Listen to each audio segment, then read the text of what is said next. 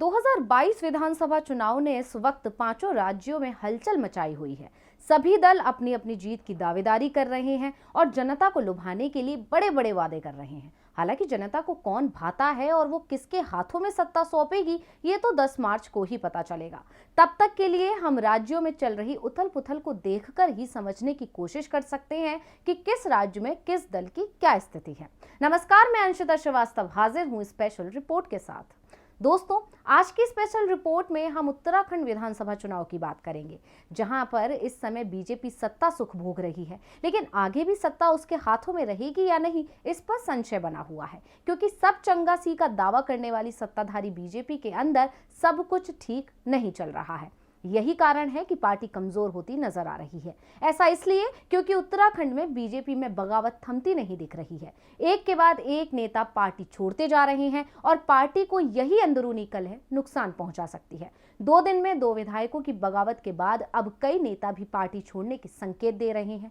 जनता की नाराजगी को देखते हुए बीजेपी ने कई विधायकों के टिकट काटे, लेकिन विधायकों का टिकट काटना भी पार्टी के लिए भारी पड़ता दिख रहा है। बीजेपी के ये चुनाव बड़ी चुनौती बन गए हैं, क्योंकि इस समय जिन 5 राज्यों में विधानसभा चुनाव हो रहे हैं, उनमें से 4 राज्यों में बीजेपी सत्ता में है और सरकार में रहते हुए चुनावों का सामना कर रही पार्टी के लिए जीत की राह कठिन होती नजर आ रही है, जिसका मुख्य कारण है पार्टी के अंदर छिड़ी बगावत।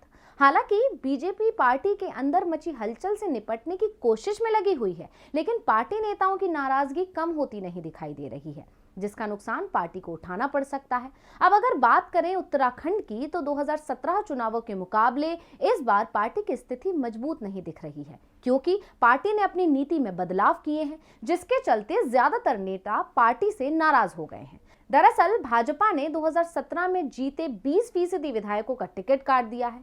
इसके अलावा पार्टी के 3 विधायक खुद चुनावी मैदान से बाहर हुए हैं, जबकि 3 अन्य ने पार्टी बदल दी है। आपको बता दें कि 2017 के विधानसभा चुनाव में भाजपा ने रिकॉर्ड 57 सीटों पर जीत हासिल की थी।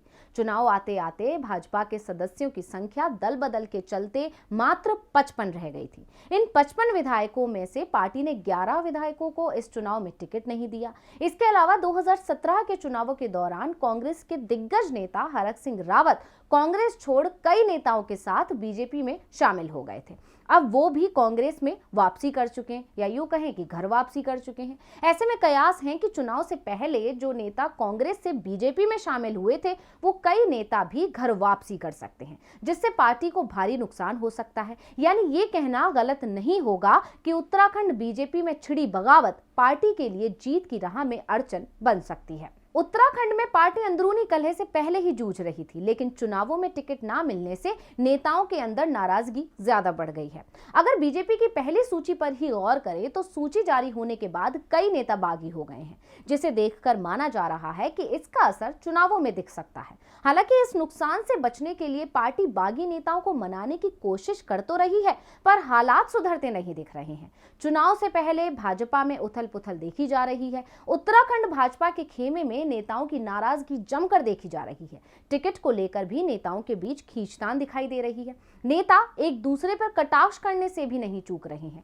ऐसी ही स्थिति पिछले विधानसभा 2017 चुनाव में कांग्रेस के खेमे में थी, जिसका नुकसान कांग्रेस को उठाना पड़ा था। ऐसे में अगर यही स्थिति रही, तो बीजेपी को भी सत्ता से हाथ धोना पड़ सकता है। भाजपा के खेमे में इतनी उथल पुथल होने का एक कारण ये भी माना जा सकता है कि भाजपा का खेमा काफी बड़ा हो चुका है और भाजपा के पाले में कई ऐसे नेता भी हैं जिन्होंने पिछले चुनाव में ही भाजपा का दामन थामा था। ऐसे में बीजेपी के लिए अपने पुराने नेता और नए नेताओं को साधने की चुनौती बनी हुई है और उत्तराखंड में बीजेपी इसी मुश्किल से जूझ रही है, जिसका नतीजा ये हुआ था कि पार्टी में 2 फाड़ हो गए थे, एक बीजेपी के पुराने नेताओं का और दूसरे कांग्रेस से बीजेपी में शामिल हुए नेताओं का।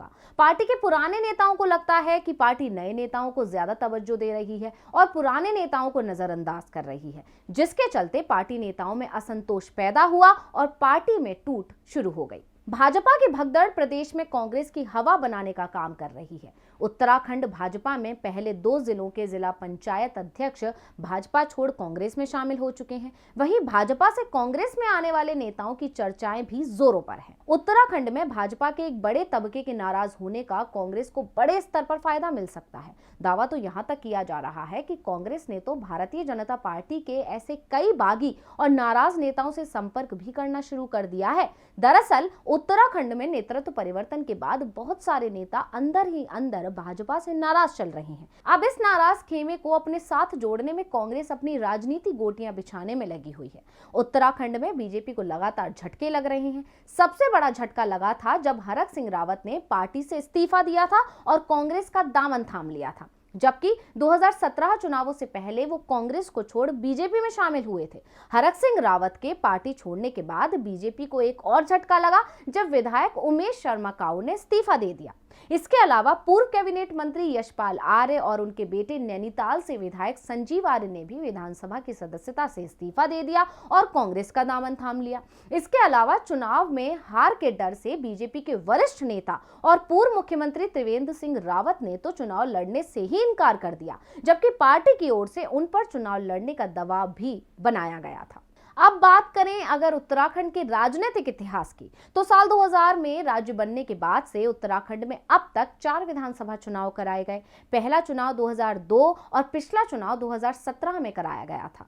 सूबे में हर बार चुनाव में सत्ता परिवर्तन हुआ है। यही वजह है कि बीजेपी के लिए ये चुनाव काफी अहम है और चुनौतीपूर्ण बन गया है। हालांकि बीजेपी ने अपने 2 सीएम भी बदलकर सत्ता विरोधी लहर को कम करने का दांव चला है और राज्य को 5 साल में बीजेपी ने 3 मुख्यमंत्री दिए।